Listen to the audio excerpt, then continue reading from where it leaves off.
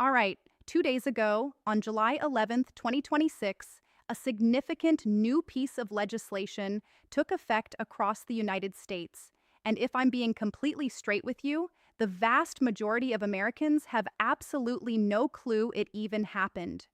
Now, whenever a major housing bill gets passed, the news coverage tends to zoom in on mortgage rate fluctuations, developer incentives, and whatever Wall Street finds interesting.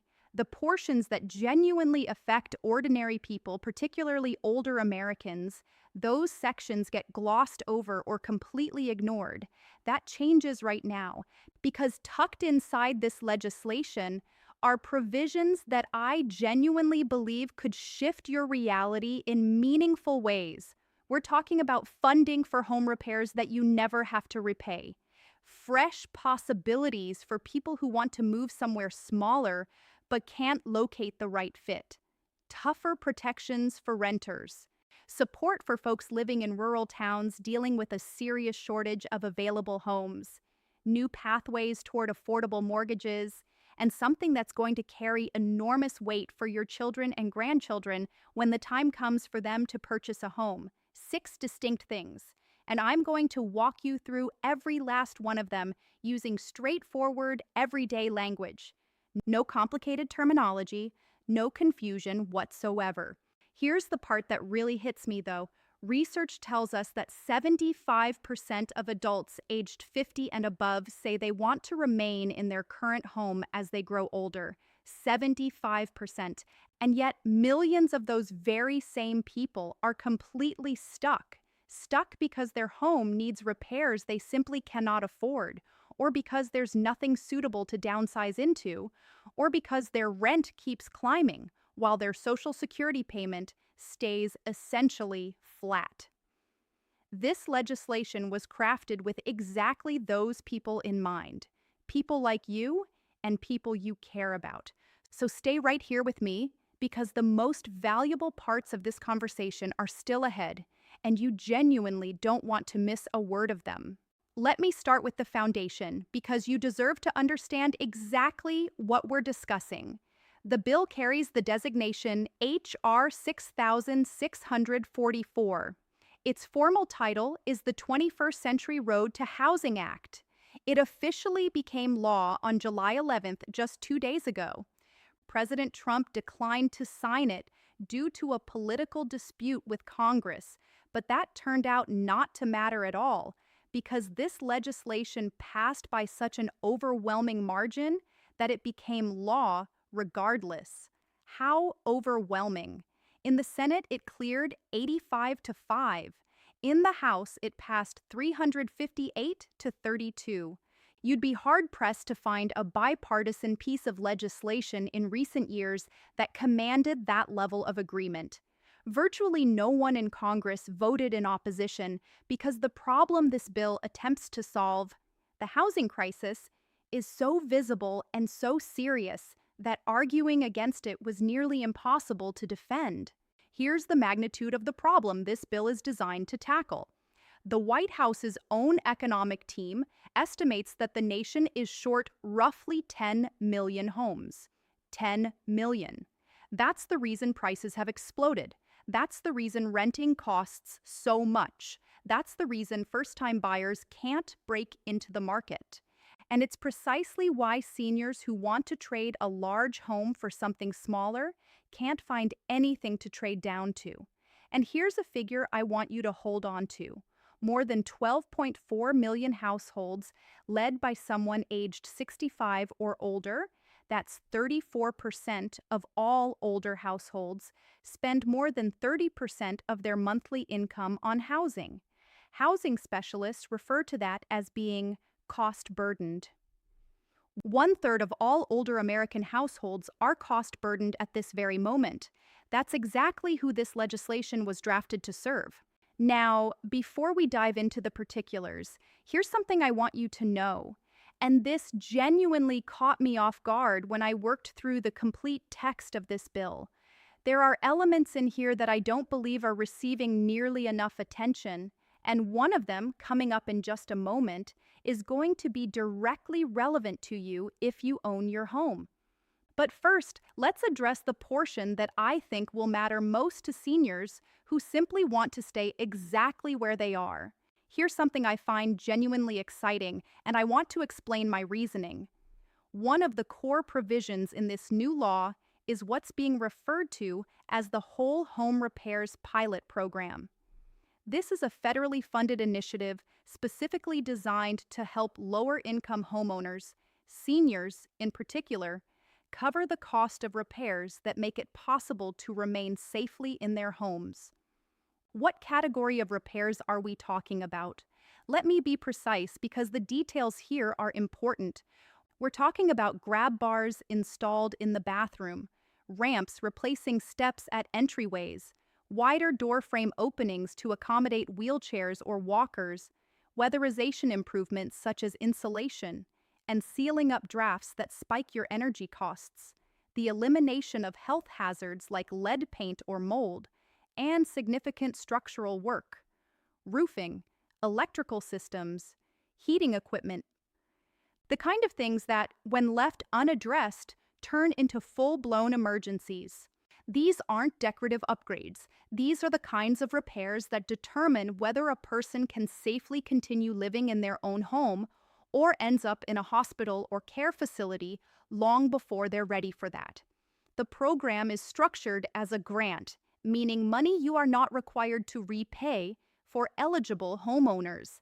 It targets low-income households, and qualification will be based on income thresholds linked to the median income level in your specific area.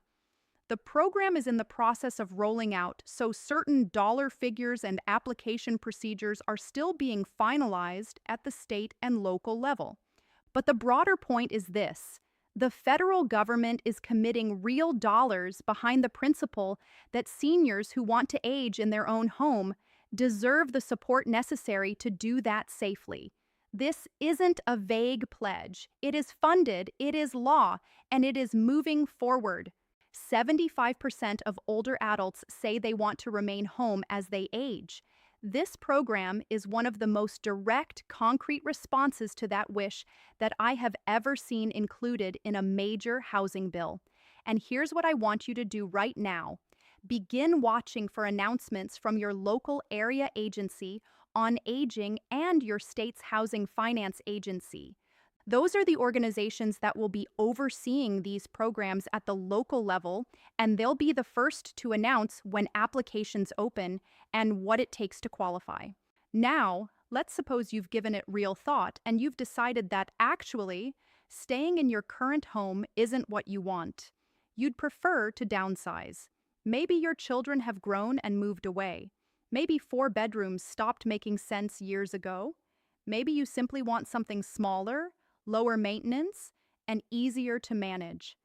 If that describes your situation, the next section of this bill is going to feel like someone in Washington finally paid attention. One of the most frequent frustrations I hear, and I hear it constantly, goes something like this: I want to move somewhere smaller. I want a more manageable place. But there's simply nothing available. And that's not an overstatement. Across most of this country, the housing market for smaller, more affordable homes is incredibly thin. There aren't enough of them, and there are several specific reasons for that which this bill actually works to correct. The law promotes the construction of accessory dwelling units, those secondary living spaces you can add to an existing property, sometimes referred to as in-law suites or backyard cottages. It promotes duplexes, townhouses, and the repurposing of vacant structures into residential housing. And here's a major one. It modernizes and significantly expands support for manufactured and modular homes. Let me spend a moment on that last point, because I think it's genuinely undervalued. Manufactured homes, what many people still refer to as mobile homes, have undergone an enormous transformation over the past couple of decades. Today's manufactured and modular homes are high quality, energy efficient, and considerably more affordable than traditionally built homes. They have historically been underfinanced because lenders treated them as a separate and lesser category, and they've faced unnecessary zoning restrictions across countless communities. This bill changes that dynamic entirely.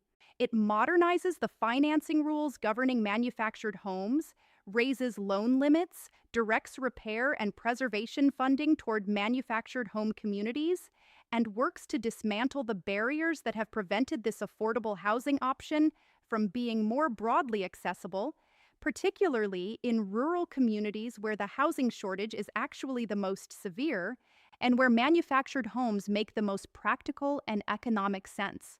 And here's another piece of this. Vacant commercial and industrial buildings are going to be converted into residential housing through a newly established pilot program.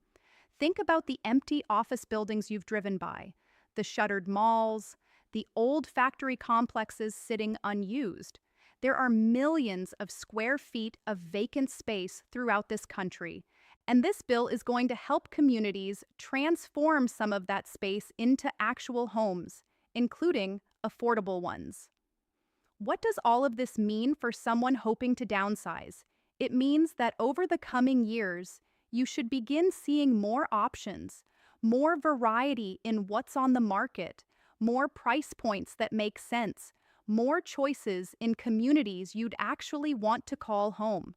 Will it happen overnight? No, but the trajectory is clear and the funding is real. Now, speaking of resources, I want to share something in this bill that is going to matter enormously to people who rent. And there is one particular piece of this that I believe is long, long overdue. Here's a reality that rarely gets the spotlight it deserves. A significant number of seniors rent, and renting on a fixed income in today's housing market is genuinely punishing. Rents have surged in nearly every corner of the country, and the people absorbing the worst of that pain are those on fixed incomes, people whose monthly Social Security payment stays more or less flat, while their rent climbs $200 every single year. That gap compounds quickly. This bill addresses renters in 3 specific ways that I want to take you through one at a time. First, it expands the Housing Choice Voucher Program, what most people recognize as Section 8, by raising the rental assistance demonstration cap by 100,000 units. That translates to more federally assisted units available across the country, more people able to receive vouchers, and the bill includes specific language making it easier for landlords and property owners to participate in the program. That last detail matters because one of the most persistent frustrations with the voucher program has been that so many landlords simply refuse to accept them. The new law works to knock down those barriers so that seniors holding vouchers actually have viable places to use them. Second, the bill places a focused emphasis on preserving existing public and rural rental housing, the affordable units that are already out there but are at serious risk of being converted to market rate pricing or sold off entirely. Losing affordable units is just as damaging as failing to build new ones. This bill acknowledges that plainly. Third, and this is the one I really want you to absorb, the bill establishes a formal complaint resource specifically for tenants living in properties owned by large corporate landlords. Here's why that matters deeply. Over recent years, massive investment firms have acquired tens of thousands of rental units nationwide. And when a corporate giant owns your apartment building and something goes wrong, your heat stops working, your lease terms aren't being honored, your rent is being raised in ways that feel completely wrong, you don't have many places to turn for help. They have entire legal teams. You have a handwritten letter from your kitchen table. This new complaint resource gives renters somewhere to go. It creates a federal mechanism for documenting and escalating disputes with large corporate landlords. It isn't a perfect solution, but it's something that did not exist before today. and it formally recognizes that the power imbalance between a billion-dollar property company and a 70-year-old retiree living on a fixed income is a genuine problem that deserves a real response. Now, here's where I want to shift direction, because everything so far has focused on people who are staying put or renting, but there's something in this bill that matters tremendously for people who have owned their home for a long time. And it's also going to matter significantly for your children and grandchildren. Honestly, it might surprise you.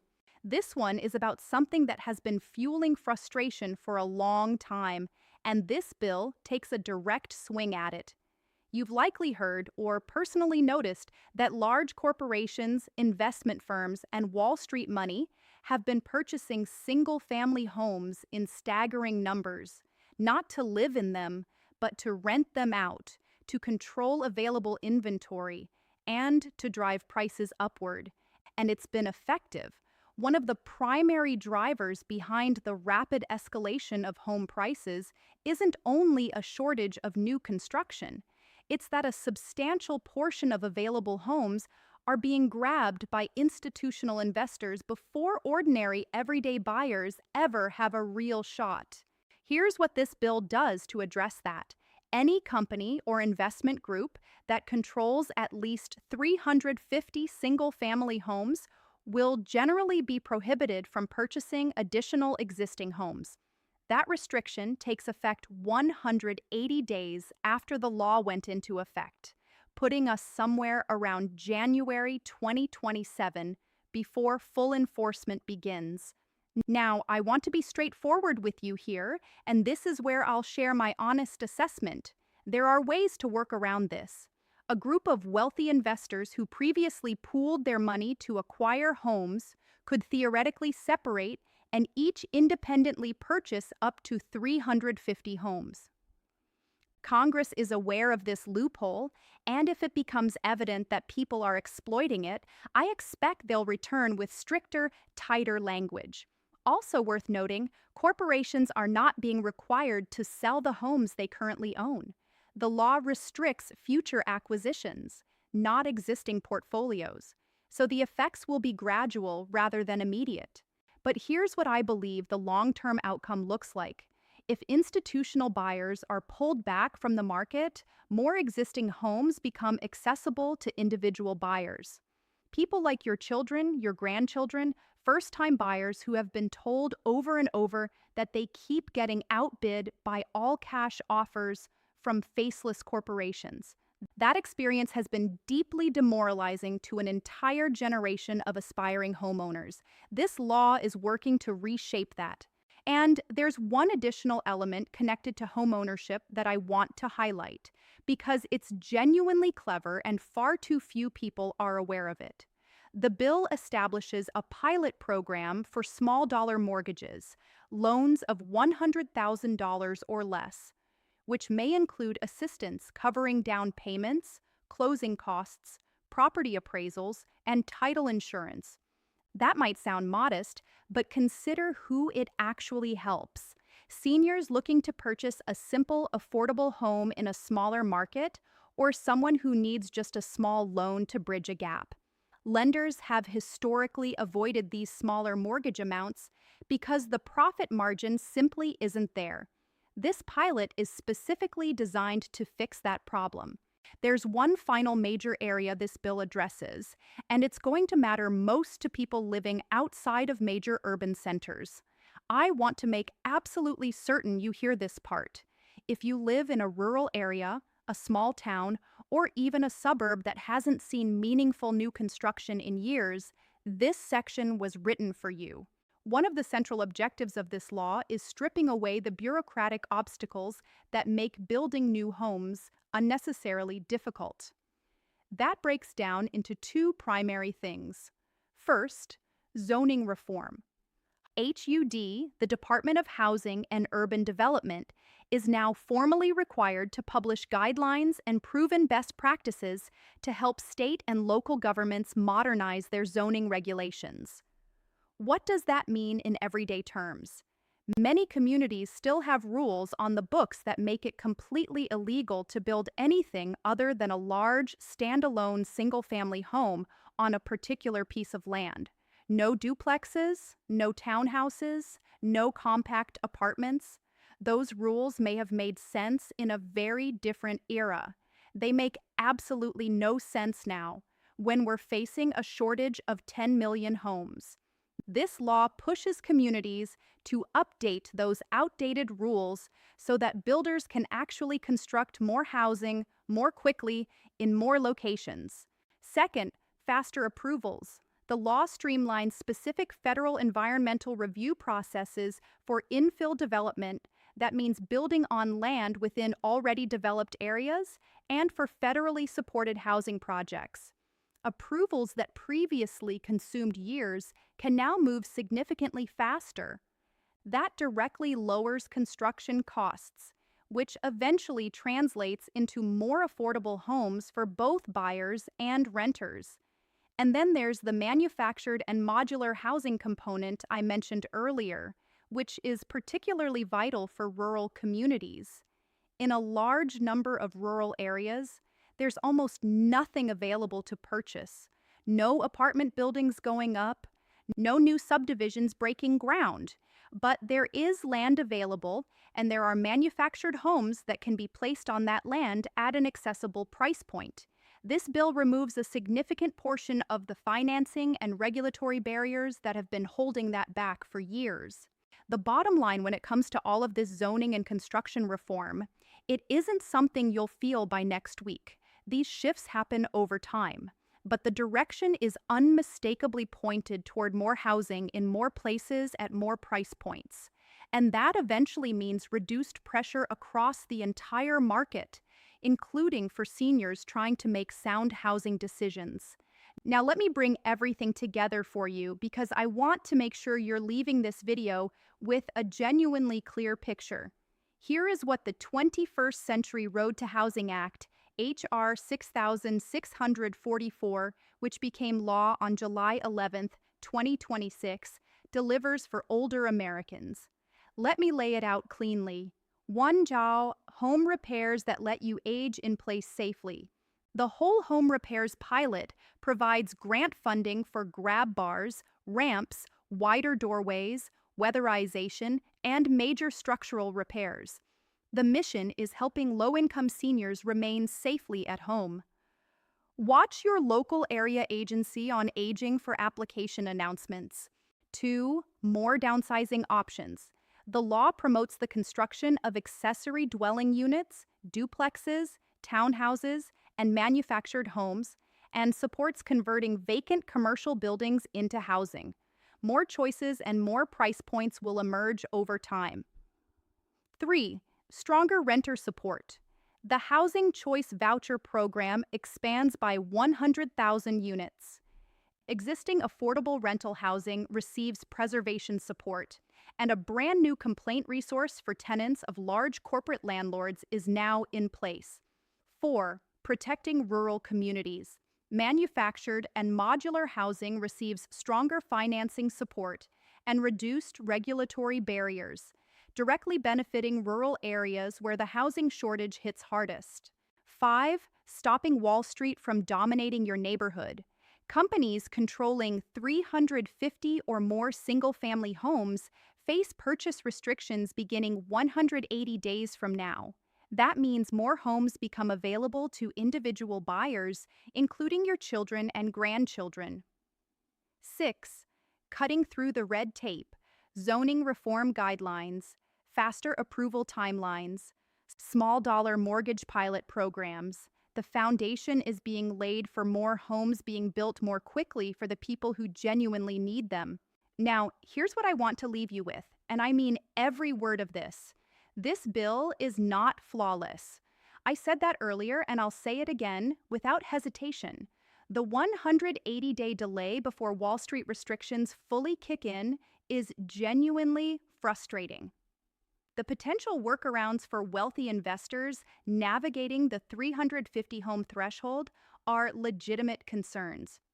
Programs like the Whole Home Repairs Pilot still require local level implementation, and that process takes time. None of that is insignificant. But here's what is equally true. This is the most serious, most substantive, most genuinely bipartisan housing legislation this country has enacted in a very long time.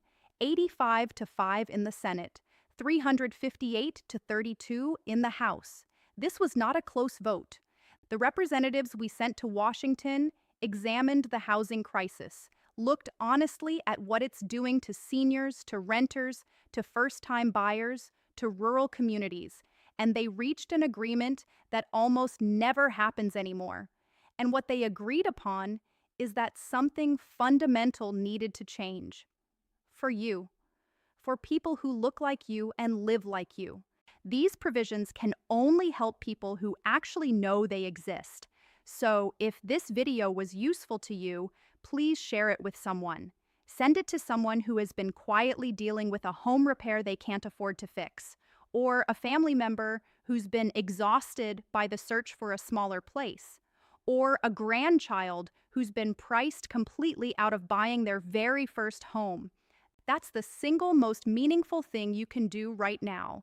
Drop your questions down in the comments section below.